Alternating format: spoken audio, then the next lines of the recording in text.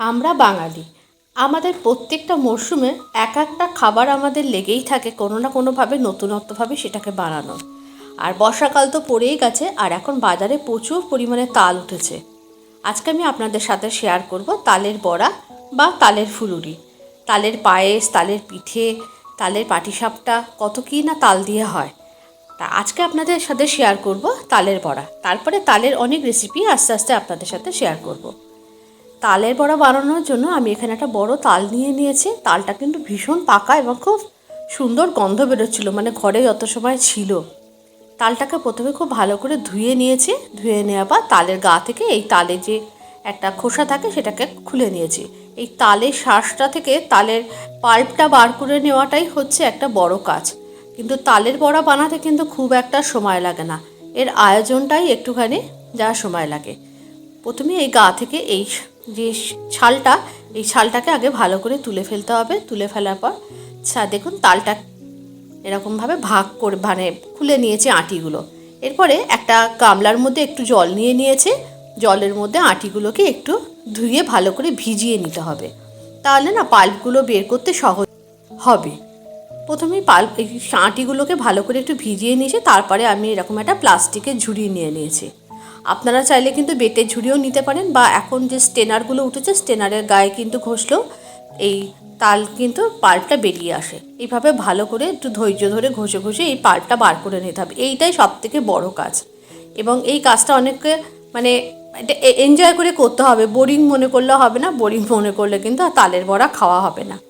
খুব ভালো করে কিন্তু তালের পাল্পটা এরমভাবে আমি বার করে নিয়েছি।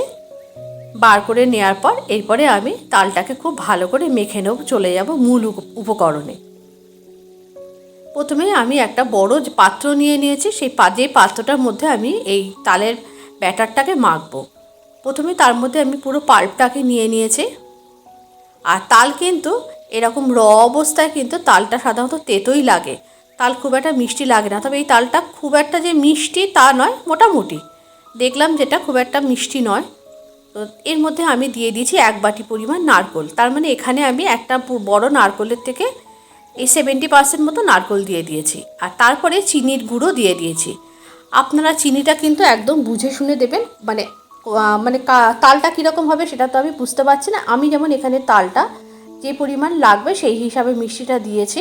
আর অবশ্যই চিনির গুঁড়ো দেবেন, মানে পুরো গোটা চিনি ব্যবহার করবেন না, তাহলে কিন্তু সেই চিনিটা গুলতে অনেকটা সময় লাগে। অথবা আপনারা আখের গুড় দিয়েও করতে পারেন। আমি আজকে এখানে চিনি দিয়ে করেছি। আর এর মধ্যে দিয়ে দিয়েছি 1 বাটি সুজি। এখানে 150 গ্রাম মতো সুজি আছে।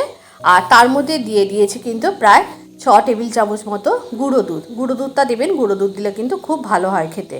আর তারপরে দিয়ে দিয়েছি প্রায় 200 গ্রাম মতো ময়দা, মানে যতটা তাল সেই হিসাব করে আপনারা ময়দাটা দেবেন। আর ময়দার বদলে কিন্তু আপনারা এখানে চালের গুঁড়ো ব্যবহার করতে পারেন। আমি চালের গুঁড়োটা ব্যবহার করিনি, তার কারণ হচ্ছে চালের গুঁড়ো দিয়ে করলে কি হয় জানেন তো, কি মানে যেই মানে বেশ কিছুক্ষণ হয়ে যায় তারপরে না একটু ফেটে ফেটে যায়। সেই জন্য আমি এখানে ময়দা দিয়ে করেছি। তবে আপনারা চালের গুঁড়ো দিয়ে করতেই পারেন, চালের গুঁড়ো দিয়েও করতে পারেন, বা চালটাকে বেটে নিয়েও করতে পারেন। এরপরে আমি এই খুব ভালো করে ব্যাটারটাকে গুলে নেবো। আর তার মধ্যে দিয়ে দিয়েছি অল্প একটু দুধ। এখানে আমার চিনিটা কম মনে হয়েছে, তো আমি আরও একটু চিনি মিশিয়ে নিলাম। নিয়ে আবারও অল্প একটু দুধ দিয়ে একটা স্মুথ ব্যাটার তৈরি করে রেখেছি। এবং এইটা মেখে কিন্তু প্রায় আধ ঘন্টা থেকে 45 মিনিট রেখে দিতে হবে, কেননা এখানে ময়দা এবং সুজি দুটো জিনিসই ব্যবহার হয়েছে, যেগুলো কিন্তু প্রচুর পরিমাণে জল অ্যাবজর্ব করে। সেই জন্য এটাকে রেখে দিতে হবে। দেখা যাবে যে কতটা জল অ্যাবজর্ব করে, তারপরে কিন্তু সেই হিসাবে যদি মনে হয় একটু দুধ মেশাতে হবে, তা নয়তো কিন্তু ব্যাটারটা একেবারেই সেট হয়ে যাবে। এইভাবে খুব ভালো করে মেখে নিতে হবে ব্যাটারটা। এরপরে একটা ঢাকনা চাপা দিয়ে আমি এখানে একটা থালা চাপা দিয়ে কিন্তু প্রায় 45 মিনিট মতো রেখে দিয়েছিলাম। এরপরে 45 মিনিট বাদে আপনাদের দেখাচ্ছি। দেখুন ব্যাটারটা কিন্তু একদম সেট হয়ে গেছে। ঠিক এরকম যখন কনসিস্টেন্সি আসবে, ঠিক এই সময়টা কিন্তু ব্যাটারটা বুঝে যাবেন যে একদম রেডি হয়ে গেছে। এরপরে আমি দেখুন এরকম বড়ার আকারে পড়ছে।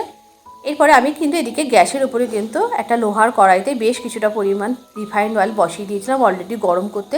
তেলটা কিন্তু প্রচণ্ড ভালো পরিমাণে গরম করতে হবে, তা নয়তো কিন্তু মানে একদম কম গরম তেলে না দিলে কিন্তু এই বড়াগুলো সব এক জায়গায় দলা পাকিয়ে যাবে। এরপরে আমি একে একে এর মধ্যে বড়াগুলোকে ভেজে দিয়েছি এবং 2-3 মিনিট একটু ভাজতে সময় দিয়েছি। তারপরে একটা খুন্তি দিয়ে আমি একটু উল্টিয়ে পাল্টিয়ে দিয়েছি, মানে নিচের বড়াটাকে ওপরে আর ওপরে বড়াটাকে নিচে এরকমভাবে নাড়িয়ে চাড়িয়ে দিয়েছি। আর খুব ধৈর্য ধরে কিন্তু মিডিয়াম টু লো ফ্লেমে ভাজতে হবে। দেখুন বড়াগুলো কিন্তু ভাজা হয়ে গেছে। খুব বেশি কড়া করে ভাজবেন না, তাহলে কিন্তু তেতো লাগবে। বড়াগুলো যখন গাটা বেশ এরকম গোল্ডেন ব্রাউন হয়ে যাবে তখন একে একে বড়াগুলোকে তুলে আমি একটা স্ট্রেনারের মধ্যে নিয়ে নিয়েছি, এক্সট্রা তেলটা যাতে ঝরে যায়। এইভাবে আমি কিন্তু 4 থেকে 5টা ব্যাচ আমার লেগেছে এই বড়াগুলোকে টোটাল ভাজতে। এইভাবে কিন্তু বড়াগুলোকে সব ভেজে নিয়েছে। বড়াগুলো ভাজা একেবারেই রেডি। এইবারে আমি একটা প্লেটের মধ্যে বড়াগুলোকে সার্ভ করে নিয়েছি। দেখুন বড়াগুলো কতটা ক্রিস্পি হয়েছে। আর এইগুলো কিন্তু অনেকে গরম অবস্থায় খেতে পছন্দ করেন, তবে আমার মনে হয় একটু ঠান্ডা হয়ে গেলে কিন্তু খেতে আরও বেশি ভালো লাগে এবং আরও বেশি মিষ্টি লাগে।